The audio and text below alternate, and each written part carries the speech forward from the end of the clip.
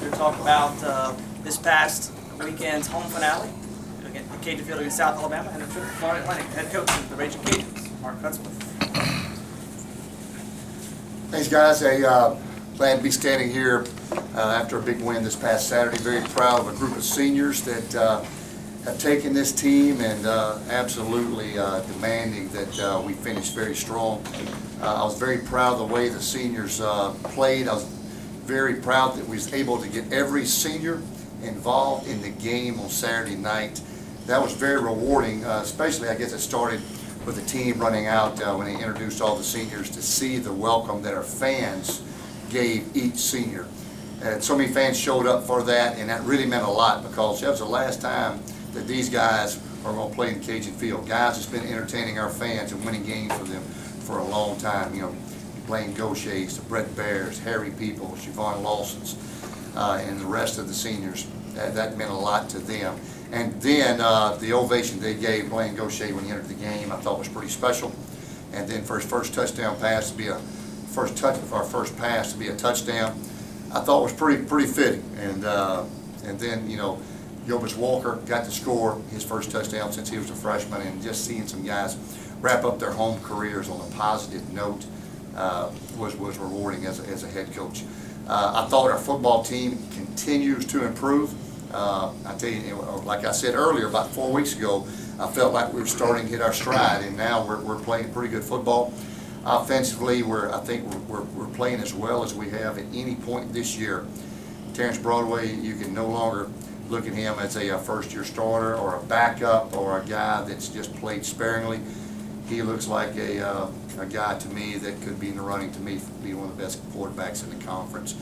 I love to see him. I love to see our team at the beginning of the year, or in that little stretch run we had where we sort of dipped a little bit. If he was playing at this level, I definitely know the circumstances would be different. Needless to say, though, he's playing well. Defensively, we got a key turnover. We blocked a field goal, maybe making a little progress there. We still got to eliminate the seam passes. They're hitting us down the seams a little more than I would obviously like. We still got to take care of the ball. We had that one turnover. We got to eliminate that. Kicking game bounced back strong. It was, I told you 2 weeks ago, I thought it was not very good. This week we blocked a field goal, converted a fake punt, perfect on our field goals, and then the coverage units were way better. So I thought that was a big factor in the game. So glad to get the bowl invitation at the end in front of our fans. That was a special moment. To be able to do that in the middle of Cajun Field after the game, and everybody stuck around. It was an unbelievable vibe in that stadium after the game. And just to see the excitement on the fans, the alumni, the students, and obviously the football team and everybody in the stadium was pretty rewarding, because I felt like we all did this together. And so now we're heading back down to New Orleans. To me, a great fit for us, close to our fans. All our fans be able to travel. I have no doubt that we're going to take more than we took last year. I'll be disappointed if there's not over 50,000 at this game. It'll be an unbelievable game environment. When you look at the different bowls around the country and you look at our bowl, we're playing indoors. We're playing in a great city. We're playing close to home, and right before Christmas. So it's a lot of pluses to this bowl for our team and for our fans. And we're excited to be one of the first teams in the country to have gotten their bowl invitation. So hopefully we can finish strong. We got to keep the main thing, and that is getting ready for a very tough Florida Atlantic team this past week that has two very quality wins against WKU on the road and then against Troy. So they're a team that's improving each week. So we'll have to play extremely well, make sure we're looking ahead to them and not down the road. And that's going to be a key part of this week's preparation. So with that, I'll open it up to see if anybody has any questions. For you, just kind of in early evaluations of Florida Atlantic, what do you see them on tape? And I know Pelini, obviously, that name rings of defense. Is this a more defensive-oriented team? Yeah, I tell you one thing, they're very good against the pass. They've created some turnovers. I think their offense, their quarterback's a very talented young man. I think he does a really good job. I think they're a big, physical, good-looking football team. You look at them in uniform last year when they was here, and I was looking at them during pregame warm-up. Hey, they'll scare you to death. They look as pretty as any team in the country in uniform, and they've got a lot of talent. Obviously, being from South Florida, you're going to have a lot of talent, and so they're a new program, new direction, and you can tell Coach Pelini's got them going in the right direction because they've improved each week, and it'll be a huge challenge going down to their place, brand new $80 million stadium that they're playing in. It'll be a challenge for us, and so we're hoping to go down and play our best. Coach, looking at Graham Wilbert, who's probably not what Pelini was envisioned as a starter quarterback, and doesn't fit really the system he wants to run. What have they changed? Because they went out and got a junior JC kid that was going to be their kid, played well in spring. What have they changed in the offense wise to fit him? I noticed they moved the pocket a little bit because he's not the most mobile guy. But against Western Kentucky, they were moving the pocket, and he had a lot of success doing that. So what are they doing differently on offense? You know, probably not a whole lot. Everybody in this league running the spread to some form or fashion. He is a big kid that can see over the line, that can make the nice short throws with accuracy. To me, for a big guy, he's pretty mobile. He's a strong kid, runs strong. Boy, he does not turn the ball over, and that's the thing you see with him. He does not turn the ball over. So we'll have to do a nice job with him. He's got some talented wideouts, and I think a big offensive line. They're all 6'4", 6'5", 300 plus, and so I just think there's a lot of talent on this team. I think Coach Pelini's doing the right things to put it together, and they're showing improvement. And let's just hope they don't improve too much this week because they're a good football team. Coach, that gave up a lot of yards on defense. How much of that has to do with just the attrition over the last 3 or 4 weeks on defense, numbers-wise, and how concerned are you about that moving forward? Is that going to be, I'm sure, much more of an issue here than the bowl game, but just even going all the way to the bowl game? Yeah, you know, obviously we gave up more yards than I would have liked, especially in the passing game. I think we gave up 360 yards, and we held them to not very many yards rushing, but I don't know how many times they really tried to run the football.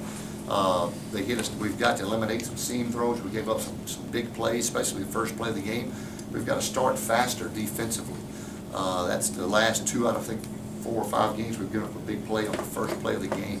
So we've got to eliminate that, and a couple of injuries have hurt us. Tyron Alexander, now Jake Mobert. We've just got some attrition right now that we're trying to overcome, and that's what we've been doing all year long, is overcoming adversity. And players have been stepping up and making plays, and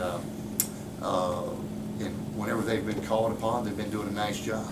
And that's what good football teams do. They've got depth, and they've got guys that work hard, and when they get their number called, they step up and do a nice job. So I'm excited for some of the new kids to get an opportunity to play because they've been working hard too, and now they deserve their shot. Coach, the best part about being in the position you're in, what is it? You have your bowl set up, you know that's coming, you have 1 game left in the season, but what's the best part about having that set aside and not having to worry about it? I think last year it might have been a little bit of distraction because we didn't know who we were going to play until late, maybe a week after the last game. And this year our last game comes a week later. But nevertheless, I'm somewhat glad to go ahead and finally get that invitation, get that behind us, so now we can concentrate on Florida Atlantic. That's our #1 thing. To me, I told our guys, this is another bowl game. We're treating this as a bowl. Anytime you go to South Florida and you play outside in South Florida, it's pretty nice atmosphere. And so we're going to go down and hopefully continue to improve, because that's what we've been doing. And if we can keep that upward spiral the way we're going right now with the development of some younger kids, really the future of our program. We've got a lot of guys that are the future of our program. Those are the guys that seem to be really elevating their play and playing the best. The Ringos, the Hamiltons, the Broadways, the guys that are the future of our program. So that's great to see. And our seniors have stepped it up and doing a nice job leading this team. So it is full speed ahead, foot on the gas, and keep chopping wood. Coach, you just alluded to some of the young players and touched on Christian Ringos. I want to ask you a little bit about Chris and his development. It seems that he's really comfortable playing in that 4-man front, and just his development. We talk a lot about Juice and what he does with those gaps in the middle of the defensive line, but Chris is really starting to come on this year, and he just seems to flourish in that 4-man line. He does, and what you do in the 4-man line, you get more single blocks than you do in the 3-man front. So he's doing I think it's fitting him well because he's getting a lot of one-on-one blocks. He's strong, he's fast, he's athletic, and very physical player. So I just think that whole D-line is playing well, got some quality depth, And Mecca is taking it to another level in these last few weeks as we've seen some great quarterback pressures and sacks, and so hopefully we can keep moving forward.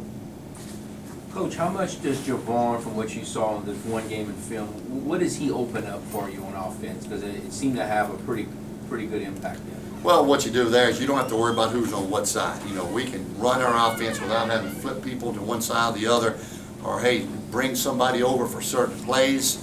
You know, when we have him, Harry Peoples, Darryl Surgeon, and now, you know, with Javon, I mean, with Jamal playing to the level he's playing, we feel like we can really just dial up plays and not have to be worried about who's at the X or who's on the boundary side, who's to the field side. And when we were going through that stretch of injuries, when we didn't have Javon, and then we didn't have Harry for that game, now a lot of your work goes into making sure on this play, Darryl's to the boundary. Make sure on this play, he's the Z to the field. Now we can just let them play fast, stay where they're at, and that's really made play calling easier. That's made teams have to balance up with their coverages, and you can definitely see the impact that Javon made and the impact that he could have made in those games that he was out, no question about it. Mark, any word on Mobert, if he may be available to you? No, we went and saw the doctor yesterday. Right now, it's doubtful for Saturday. It's doubtful for Saturday. So with him, it could be the rest of the year. We'll find out probably for sure, but that's the way it's looking. You know, our linebacker corps has taken just an absolute beating. But you know what, man, those young guys and everybody else has stepped up, and that's what it's all about, is opportunities, and that's why everybody else trains. That's why you got more than just one on scholarship. And so I'm proud of these other guys that get an opportunity. We definitely don't ever wish that on any of our guys. They'll be back. They'll go through a great off-season or rehab. They'll be ready to go next year. But great chance for some younger guys. How beneficial was it not to use Alonzo this past week, and what's his health status for this week? He'll be ready to go. He'll be ready to go full force on Saturday. He could have played if needed. We dressed him if we needed him. Didn't need him. Boy, Efren Reed, I thought had a career game. Thought he played as well as he could play, and capable of playing. But he'll be back this week. Alonzo will be back. Anything else? Yep. All right, guys. Thanks a lot. Thanks, Go Coach. Tigers. Coach.